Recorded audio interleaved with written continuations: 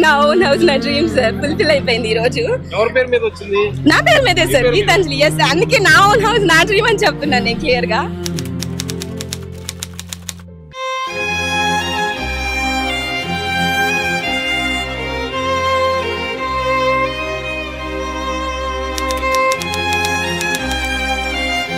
నిజంగా ఈ ట్రోలింగ్ భరించలేక అమ్మాయి సూసైడ్ చేసేసుకుంటే దానికి కారణం ఎవరు?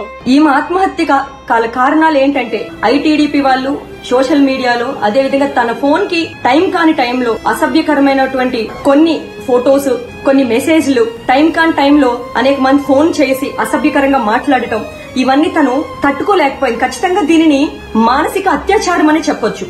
ఇది సోషల్ మీడియా ప్రభావం. ఇలాంటివి ఎక్కువగా ట్రోల్ చేయకుండా ఉండండి అని మాత్రం నేను వాళ్ళని కోరుతున్నానండి.